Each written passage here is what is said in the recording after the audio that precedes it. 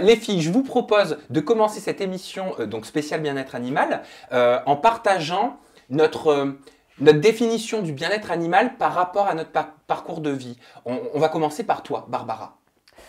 Ouais, le bien-être animal, mon Dieu, moi j'ai été dans des zoos quand j'étais petite, j'ai porté du cuir, j'ai porté de la fourrure et aujourd'hui il y a énormément de souffrance animale et je pense que c'est très important d'en parler et j'ai pris conscience de ça. Je pense que c'est pas trop tard à partir du moment où on en prend conscience, mais j'essaie de changer les choses et de sensibiliser les gens autour de ça parce que c'est très important, voilà, et j'en suis très sensible aujourd'hui. Mathilde, de ton côté, tu es porte-parole, donc on l'a dit, pour PETA France. Est-ce que tu as toujours été investie dans la cause animale? Quelle est ton histoire de vie? En fait, les gens pensent peut-être que voilà, je suis née végane et complètement engagée. C'est pas du tout le cas. Je pense que, comme beaucoup de gens, moi, j'ai grandi en mangeant du foie gras, en mangeant de la viande et en pensant aussi réellement que je respectais les animaux pleinement. Et j'ai toujours aimé les chiens, j'ai toujours aimé les animaux de compagnie et j'ai toujours vraiment pensé les respecter pleinement.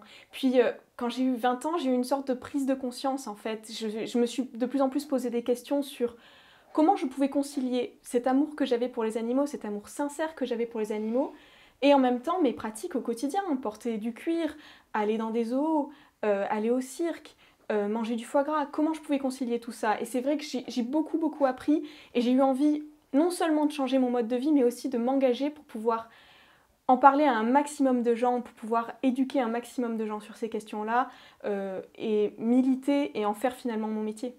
Juste avant qu'on parle de nos pratiques personnelles en toute transparence, Sabrina, c'est à toi. C'est quoi ta définition du bien-être animal et quelle place il a dans ta vie depuis que tu es gamine? Moi, je pense que j'ai une conception du bien-être animal qui est un petit peu simpliste. Être pour le bien-être animal, c'est être contre la souffrance des animaux en général. Donc, je fais partie de ces personnes-là et je fais aussi partie de ces personnes-là qui culpabilisent, je pense comme toi aussi Barbara, d'avoir porté du cuir, de manger encore de la viande, parce que je le dis, même si je sais que ça peut en froisser certains, mais pour moi, c'est culturel et tout ça se mélange dans ma tête. Et c'est vrai que je suis pour le bien-être animal et à la fois, j'ai l'impression que les consciences quand même commencent à s'éveiller là-dessus. Donc, pourquoi pas trouver une solution, enfin des solutions justement pour remédier à ça. Et pour ma part, j'ai pas mal de regrets, que ce soit professionnel ou personnel. Professionnel parce qu'il y a 3 ans et demi, j'ai enregistré une interview au Marineland d'Antibes. C'est pas du tout pour leur faire de la pub. À l'époque, j'accompagnais Loana, c'était le lieu de son enfance. Et je lui avais dit, voilà, emmène-moi dans le lieu de ton enfance. Il se trouve que c'était Marineland. Et on a fait ces vidéos devant les dauphins, devant les orques, devant les requins, qui sont dans ces piscines qui sont en fait pour eux des baignoires. Et je voyais ces éleveurs, je sais pas comment on dit, ces dresseurs qui, il me semblait qu'ils les aimaient, qu'ils étaient dévoués à eux. Et par la suite, je me suis rendu compte qu'en fait, j'assistais à un véritable drame et que c'était comme si moi, je passais ma vie, des décennies entières, dans une baignoire sans pouvoir bouger. Et j'ai réalisé que des gens payaient pour ce divertissement, ce qui était considéré comme du divertissement. Et ça m'a fendu le cœur, ça m'a totalement brisé. Ça me rappelle justement le poste de Barbara. Tu étais dans une baignoire justement pour dénoncer ça. Ces animaux qui sont enfermés. Donc c'est vraiment une prise de conscience. Mais j'ai l'impression que c'est une prise de conscience assez récente. Et on commence petit à petit vraiment à changer nos habitudes, comme aller à Marineland, comme aller au zoo.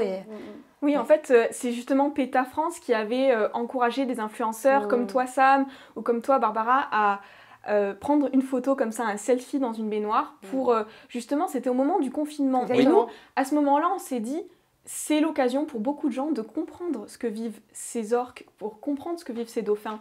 En fait, on s'est tous retrouvés du jour au lendemain enfermés chez nous. Et alors même qu'on était, pour beaucoup, on était avec notre famille, les gens qu'on aime, on avait accès à énormément de divertissement.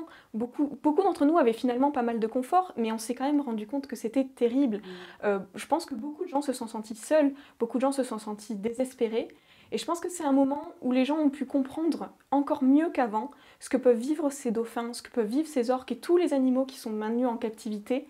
Parce que pour eux, c'est leur vie entière. Ils avaient ce que j'allais dire, et nous, c'était que quelques mois. Quoi. Donc, oui, parce que c'est ça. Et en plus, nous, on avait tous ces divertissements. Ouais. On avait aussi le droit de sortir un petit peu, même si c'était pas beaucoup. On pouvait aller prendre un petit peu l'air tous les jours. On pouvait aller faire des courses, on pouvait contacter nos proches. Il faut penser que pour ces animaux, c'est leur vie entière dans un espace minuscule. Et en fait, il y a beaucoup de gens qui vont dire « mais oui, mais on les nourrit, on essaye de bien les traiter ». C'est Mais pas normal. il y a en fait. vraiment cet isolement et cette solitude en fait qui est terrible pour ces Terrible. animaux.